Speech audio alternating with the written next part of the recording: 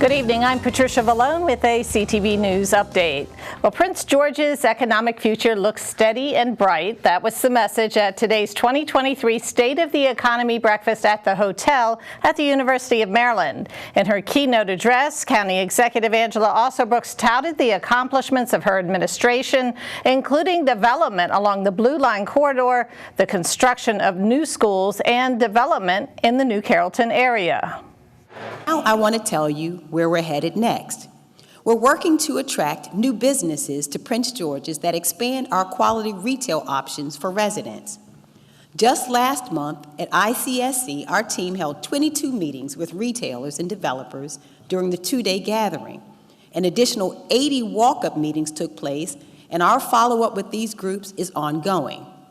Employ Prince George's has worked tirelessly on behalf of Prince George's County residents and businesses since the pandemic began. And I'm proud to say that these efforts have led to, and you've got to wait on this, a 2% unemployment rate in Prince George's. This is the lowest ever recorded in the history of our county.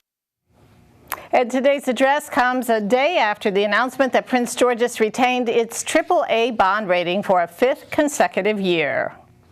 Well, much-needed affordable senior housing comes to Prince George's. It's called Homes at Oxon Hill. The 163-unit complex, which sits on 4 acres, is on the former site of the McGuire House public housing development. Officials were on hand for today's ribbon cutting. As you know, there is an affordable housing crisis around the country. There is a shortage of quality, affordable homes in Prince George's County, in Maryland, in the region, and around the country. So every time we are able to deliver quality, affordable housing for people of all incomes, we have done a little bit better than the day before. So it is a matter of equity and justice being able to deliver affordable housing in the county. And the project cost $52 million. Well, low-income seniors will soon have another avenue to help with their living expenses. The Prince George's Council passed a senior housing assistance pilot program, which provides temporary financial assistance for low-income residents 65 and older. Seniors can get funds for a one-time rent, mortgage, or property tax payment. They must have lived in the county for at least 5 years and have income that is equal to or less than 40% of the area median income level. The Senior Housing Assistance Program, it's really important because when I talk to so many seniors, they really weren't sure how they were going to age in place in the county. And we've never had a program like this before that allows for seniors, if they need rental assistance, mortgage assistance, or property taxes assistance, they could apply for all 3 of those avenues, up to $2,500. And CB 42 goes into effect on July 28th. Well, a county middle school teacher is facing solicitation charges. 33-year-old Jose Zuniga Orellana is accused of soliciting inappropriate photos from a female student at James Madison Middle School. The teacher was taken into custody after the student reported the incident yesterday. Police are trying to determine if Zuniga Orellana approached other girls at the Upper Marlboro School. Anyone with information about the suspect is asked to contact authorities. Well, the Prince George's Police Department investigates a fatal shooting that occurred in Bladensburg last night. A man was found suffering from gunshot wounds in a car at the 4300 block of Bladensburg Road near Peace Cross. He was pronounced dead on the scene. Police discovered the body at approximately 11 p.m. while conducting a routine patrol. Anyone with information on the case can contact police using the number on your screen. And you are watching CTV News. I'm Patricia Vallone. Coming up, the Bladensburg Police Department hosted its Coffee with a Cop event this morning. We will have more details after the break. When you struggle with Crohn's disease or ulcerative colitis, you get used to not feeling 100%. I thought that was how it had to be. Until I discovered the Crohn's and Colitis Foundation. They told me about new medications that weren't around back when I was diagnosed. They helped me find a specialist who gave me a new treatment plan. I'm feeling better than I ever thought I could. Don't settle for not feeling your best. Take action today to take care of yourself. Spill your guts. Learn more at spillyourguts.org. Welcome back. Hyattsville police are calling their new mental health program a success. The department launched the Mental Wellness Check-In initiative back in December of 2021. The program, which includes Brentwood Police, requires officers and dispatchers to meet with a mental health professional for 50 minutes quarterly. The initiative is funded by city and federal dollars. Over the course of 4 quarters, we had all of the participants provide pre- and post-session survey responses. And based on the data that we've collected, the large majority of participants have had meaningful engagements with their mental health professionals. We are clearly making an impact in a positive way with the mental health and wellness of the Hyattsville Police Department members as well as the Town of Brentwood Police Department members. And 71 people participated in that program. Augustus says the University of Maryland was a major partner in collecting the data from the surveys. Well, Bladensburg residents had the opportunity to voice their concerns with the police department this morning.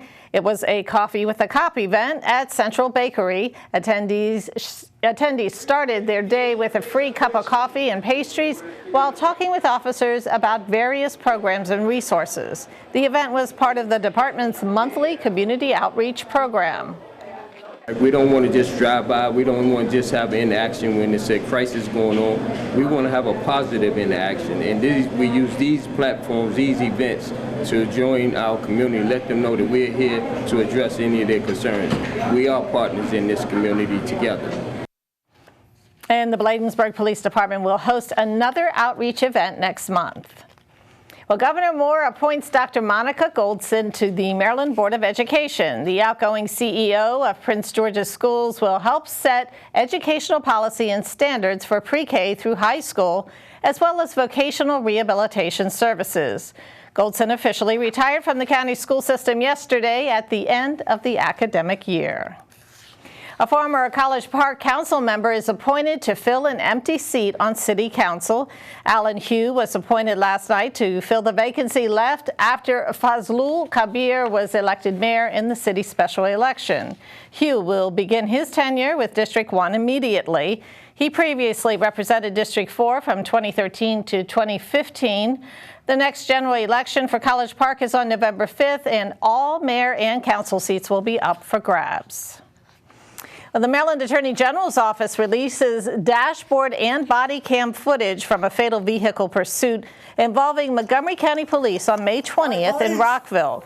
37-year-old Lawrence White of the district died in that incident.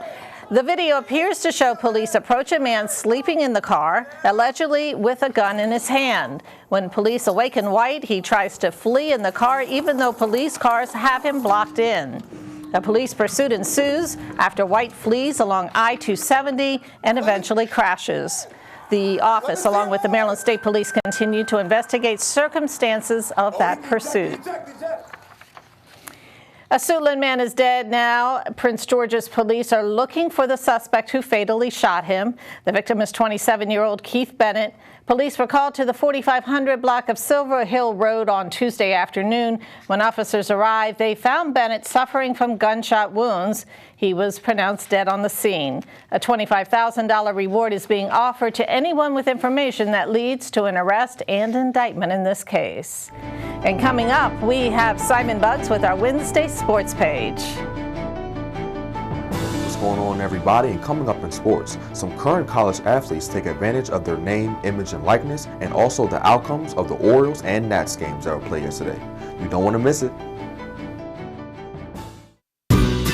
Somewhere, there's a river rushing through the woods, while someone rushes through their day. A trail waiting to be walked, while someone waits for a latte. These somewheres can feel so far out of reach, but 154 national forests and 20 grasslands are closer than you think. We sure hope to see you somewhere, because somewhere would sure love to see you. Thanks for staying with us. Well, a former candidate for Maryland governor joins the White House. Tom Perez, a longtime Democratic politician, will join the administration as a senior advisor to President Biden. He will be the administration's top liaison to state and local governments. Perez was the runner-up last year in the Democratic nomination for the state's top job. Prior to that, the former Montgomery County Council member served as both the Maryland and the U.S. Secretary of Labor. A Virginia man faces charges for allegedly killing his girlfriend in College Park last month. The suspect is 39-year-old Keith Ford. Police say the victim, Tiffany Ward, was found unresponsive in her apartment in the 6200 block of Westchester Park Drive back on May 18th. An autopsy reveals that Ward died from gunshot wounds. Ford has been charged with first and second-degree murder.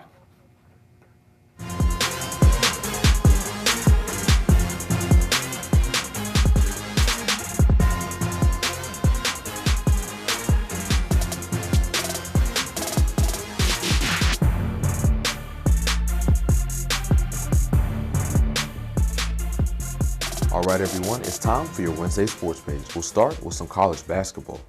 College athletes work hard and can generate a lot of revenue, so it's fair that they should be able to profit off of their play. And that's exactly what several UMD athletes are doing. The first is Lady Terps guard Brene Alexander. When Alexander transferred from Vanderbilt to Maryland last year, she was aware of the opportunities she'd have to grow her brand. She would eventually collab with Brown Boy Nation, an apparel company, to create shirts with multiple designs and other products. Faith Masonius, another current Terps basketball player, has profited off of her NIL as well.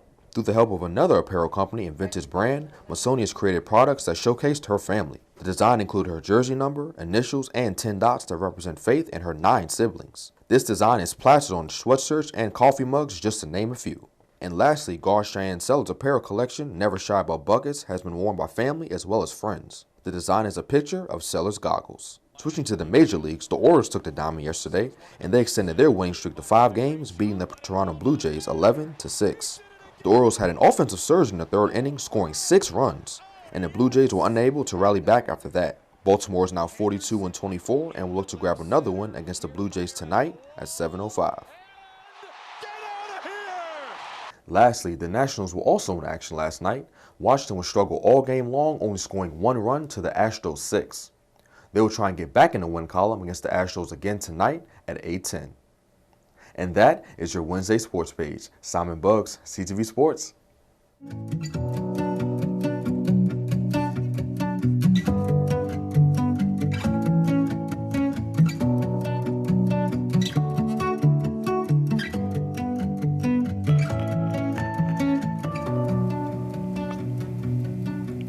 It's time to meet Alvin, your pet of the week. Alvin was brought to the shelter as a stray with a clean bill of health, only needing to be neutered. He's 64 pounds of energy with a lot of love to give.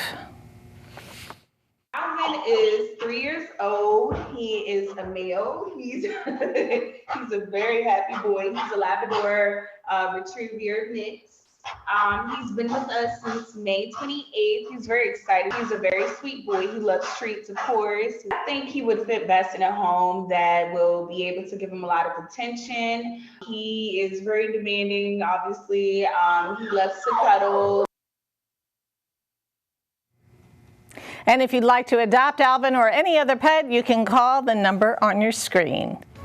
And now let's get a quick check on our 3-day weather forecast tonight. Mostly clear skies, lows around 58.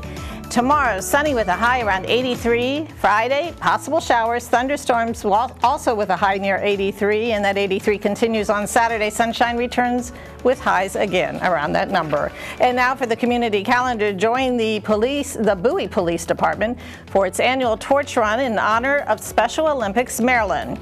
Check-in is at 8 a.m. The race begins at 9 tomorrow. Participants will race from Bowie Plaza to the Chick-fil-A at Bowie Marketplace.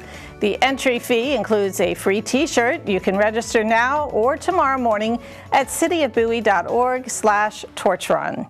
And that wraps up our CTV News Update. Join us again tomorrow at 4:30. I'm Patricia Vallone. Have a great night.